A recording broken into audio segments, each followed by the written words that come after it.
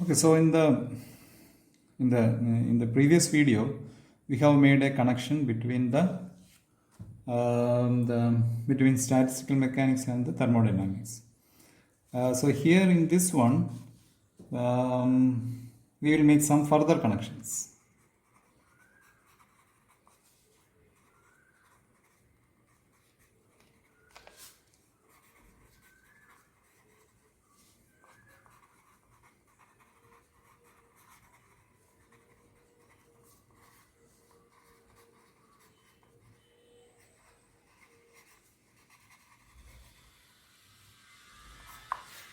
So that's what we assume.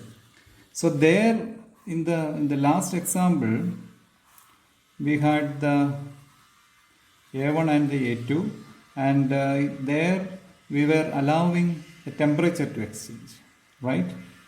Here, in addition to the temperature, we will allow the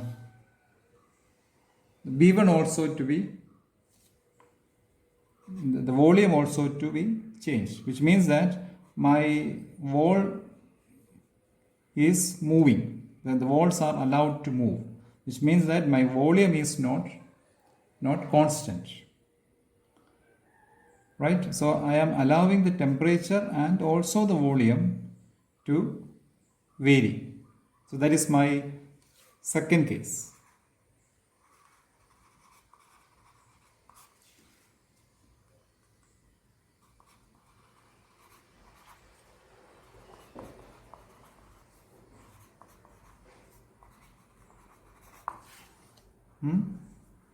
So what happens at that kind of a situation?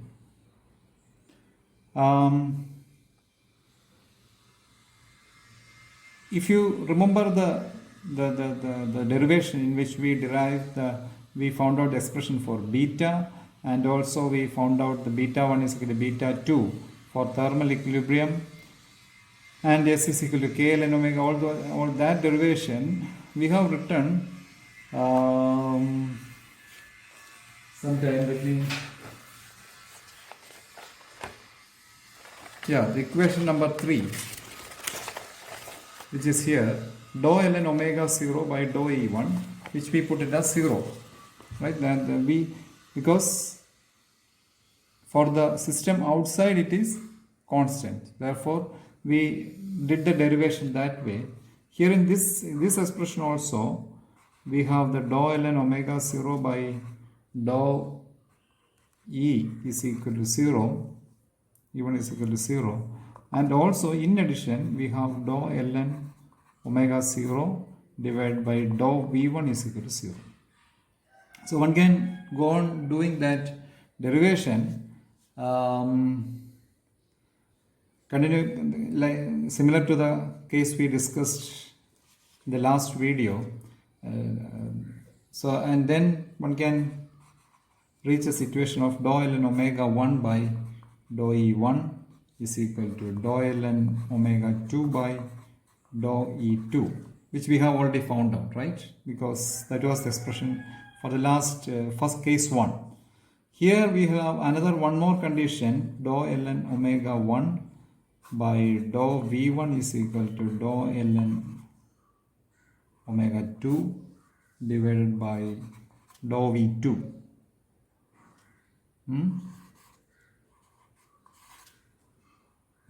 So we continue with the numbering. You can put your own number, but when I note down the equations, that makes my job easier. That's why I keep on putting the numbers there.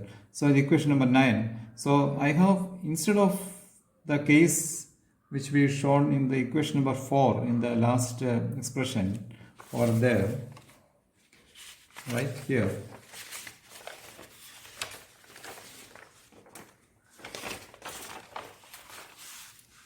Dou ln omega 1 by dou E1 is equal to dou ln omega 2 by dou E2 is equal, then so that was the equation number 4. Instead of that, I put the equation like that there.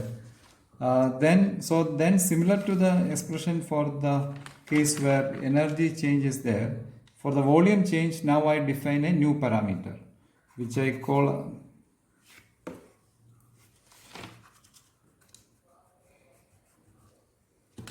which I put it as the designate as eta. So eta is equal to dou ln omega by dou v.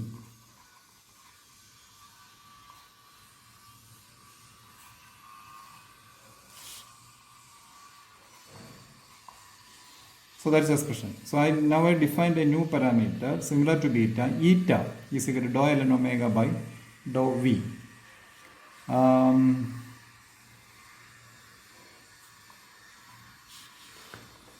So I put it as equation number 10. Right. Now this is an expression similar to the beta.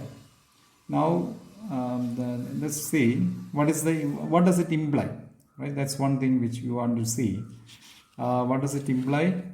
Let's take the expression which we did last time. D is thermodynamic relation. D is equal to T ds minus P dV plus mu dN. Here we have here we can always write P is equal to T into dou S by dou V, right? In this case, where I don't allow the n to vary, so the dn is obviously 0, whereas my S will be changing because of the changes in the temperature, right? So therefore I can write P is equal to T into T dou S by dou V.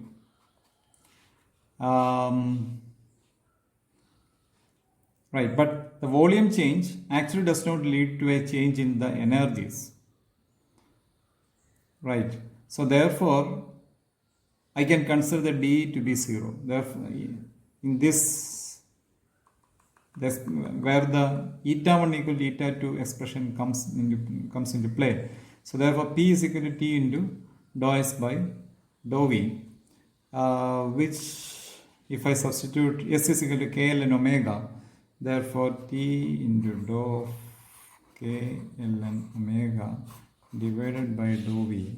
Therefore I can write P by Kt is equal to dou ln omega by dou V,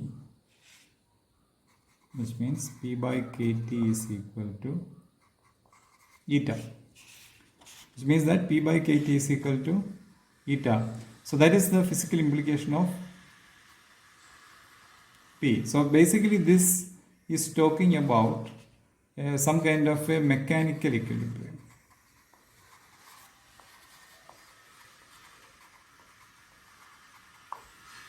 Right, because here I have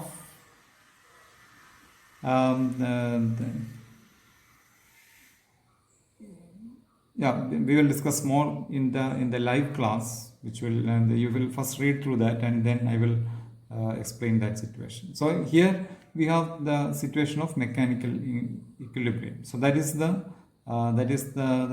importance of eta. Okay.